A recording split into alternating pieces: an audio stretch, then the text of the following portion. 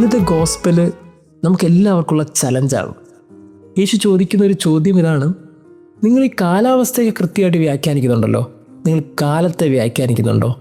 മേഘം ഉരുളുമ്പോൾ മഴ പെയ്യുമെന്നും തെക്കൻ കാറ്റടിക്കുമ്പോൾ വെയിലടിക്കുമെന്നൊക്കെ നിങ്ങൾ പറയും. അത് കൃത്യമായിട്ട് സംഭവിക്കുന്നുണ്ട്. പക്ഷെ കാലത്തിൻ്റെ മാറ്റങ്ങൾ നിങ്ങൾ അറിയുന്നുണ്ടോ? ഈ ചോദ്യം നമ്മളെല്ലാവരും ചോദിക്കണം. കാര്യം കാലാവസ്ഥയും കാലത്തെയും നമ്മൾ കൃത്യമായിട്ട് തിരിച്ചറിയുന്നില്ല എന്നുള്ളതാണ് സത്യം. കഴിഞ്ഞ ദിവസം എൻ്റെ രൂപതയിൽ കേസിയും കലോത്സവമായിരുന്നു.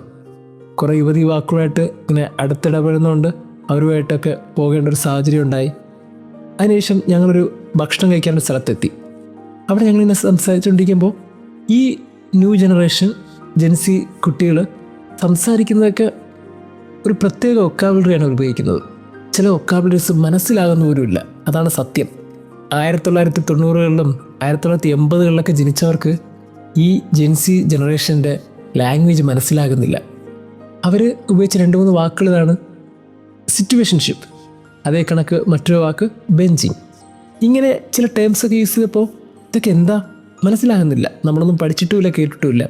പിന്നെ ചോദിക്കേണ്ടി വന്നു, ഇതെന്താ എൻ്റെ അർത്ഥം?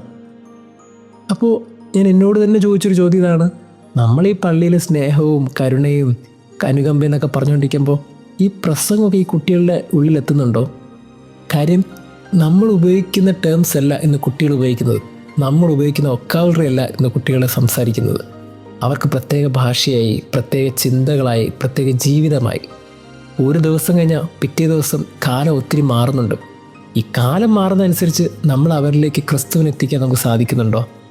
അല്ലെങ്കിൽ പൗലോസ് അപ്പോസ്തലൻ പറയുന്ന പോലെ ഈ മുഴങ്ങുന്ന ചേങ്ങിലയോ ചിലമ്പുന്ന കൈത്താളമോ മാത്രമാകുന്നുണ്ടോ? പറയുന്ന കാര്യങ്ങൾ കേട്ടിരിക്കുന്നവരുടെ ഉള്ളിലേക്ക് എത്തുന്നുണ്ടോ? എത്താത്തിടത്തോളം ഇതൊക്കെ എങ്ങനെ നമുക്ക് കാര്യങ്ങൾ വ്യാഖ്യാനിക്കാൻ പറ്റും?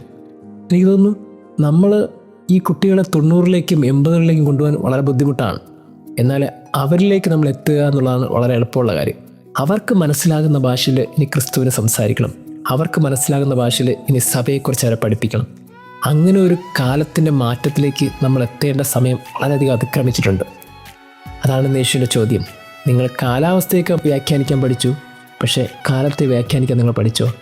നിങ്ങളുടെ കുഞ്ഞുങ്ങളുടെ വിശ്വാസത്തിൻ്റെ കാര്യത്തിൽ, നിങ്ങളുടെ പള്ളിയിൽ ആളുകളുടെ എണ്ണം കുറയുന്ന കാര്യത്തിൽ, നിങ്ങളുടെ കുടുംബ പ്രാർത്ഥന ഇല്ലാതെ പോയ കാര്യത്തിൽ കാലത്തിന് ഒത്തിരി മാറ്റം സംഭവിച്ചില്ലേ?